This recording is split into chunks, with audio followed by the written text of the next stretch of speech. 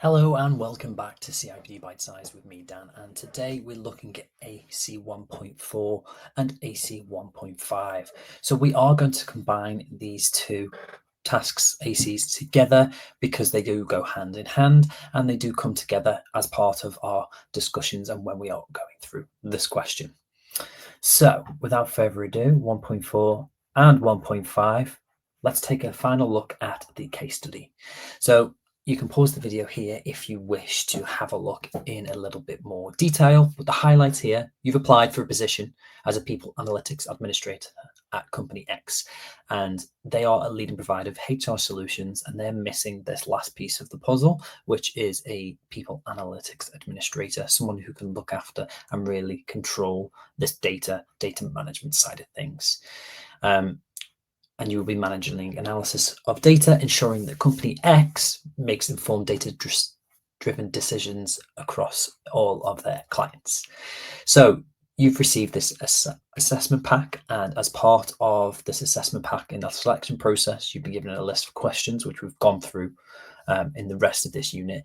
And this is this final section now, where it's more of a practical session.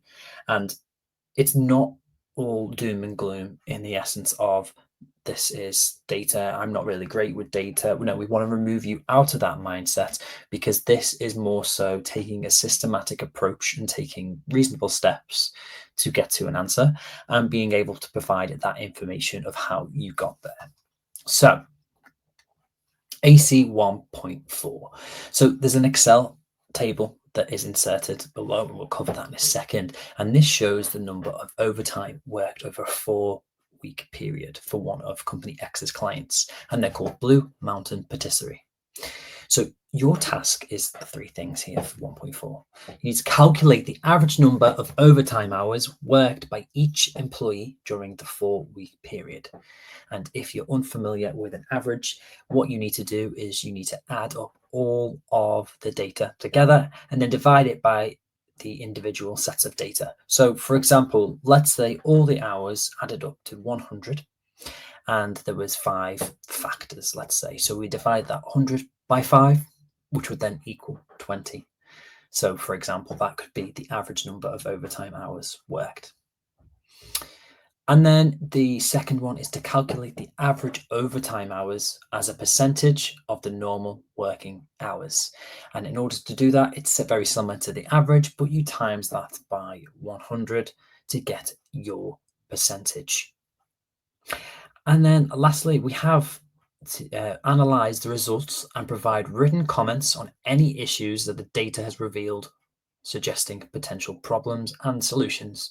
So with data can be subjective in a way. So you could see that, I don't know, Bob Smith is doing more overtime hours than Jane Doe, and this is a regular occurrence. Does that mean that Bob Smith's contract needs to be looked at because he's potentially a part-time employee where Jane Doe is a full-time employee? And how is that fairness balanced out across all the overtime? And that's just one way that you can pick up as an example in order to talk through the data and add context to it.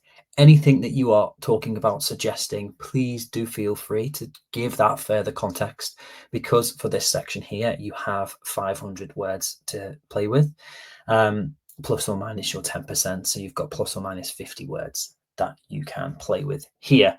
But it's important and crucial that you are analyzing this data. You're not just talking about it and that's it, you're leaving it there. You need to give a little bit of length and breadth to it and suggest those problems and solutions there.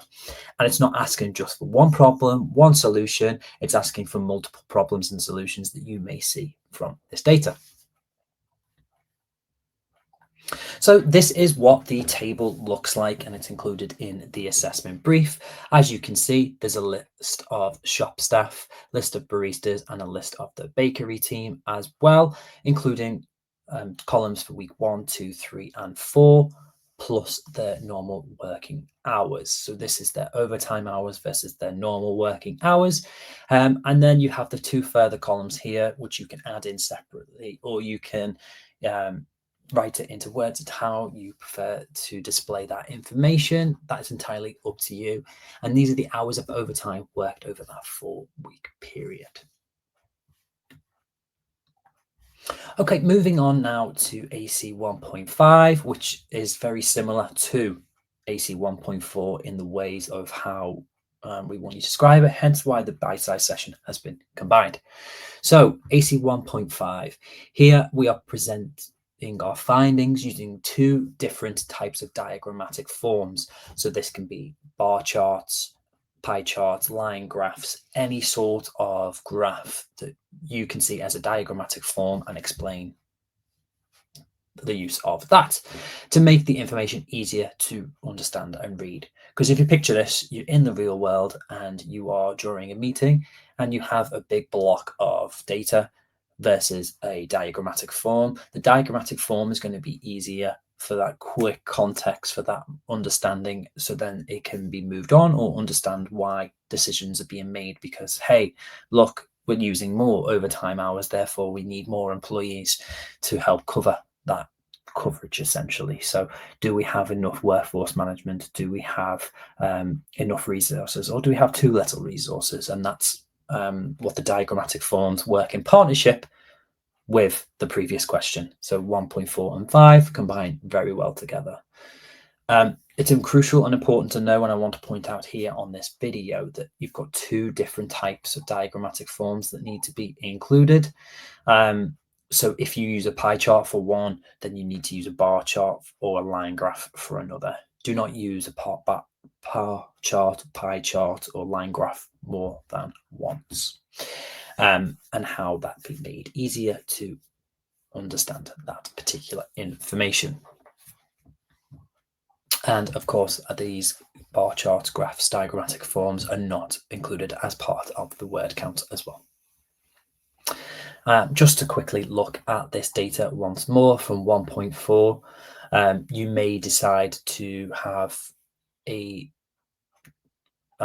pie chart that includes week 1, week 2, week 3, week 4. It might be that you want to combine all those numbers together or use the averages as part of the previous question.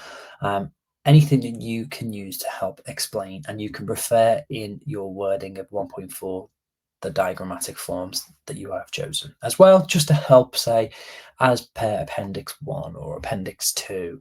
I have used this information to display this because of this. And as long as you're being justified over what you're saying and what you're doing, then that is perfect for the answer. And just to finalize there before we close off today's bite-sized session, as there's no story time to help with this because it is raw data, each of the questions will receive their own mark. So for example, 1.4 will receive a mark and 1.5 will receive a different mark. It's likely and it's possible that each of these questions, even though they are joined similarly, that you may receive a 2 for one and a 3 for others, and that's entirely okay. But if you wish to pause the video here so you can have a look at the descriptors, however, we wish for you to get towards a 3, which is a pass. And in that pass, you need to demonstrate that good level of knowledge and understanding to meet that certain criteria. So for example, in your analysis, in your wording, you want to be able to go into greater level of detail because from your experience, this is the best way to display this because of Y. And I want to do this because of X. And then you're making good example of the supporting information that is there and good reference to the case study if applicable. If you find that there's a justified reason in order to do so, then please take a look into why the case study and scenario is relevant here.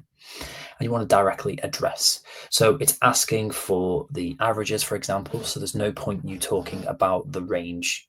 So what is the range of the overtime hours? That is not what we are looking for. The mode, the median. No, we want the average. And as well, even though it is diagrammatic forms and a breakdown of 500 words, you do need to have good format and structure to this. So is the diagram clear? Great. Does it have a heading to explain what this diagram is, etc.? Or is there a caption that's involved with that? With the 500 words breakdown, is it clear, readable? Does it have a nice flow? Does it make sense why you're talking about this and then this? Do they flow into each other? That's entirely up to you to decide in order to hit that level 3 pass. So that's all we have time for today with our bite-sized session for 3002, 1.4 and 1.5. Remember, they are two separate questions and they do need to have their separate display within your response. But do remember, this is about having that certain mindset of being a systematic approach and a process rather than it being a big scary data, because in real terms it's not. It's just a bit of information that's helping you answer through a different format, so it's probably different to what you're used to, but in the real world you'd be working with data. So it's very important to know that this is a process and not something super scary.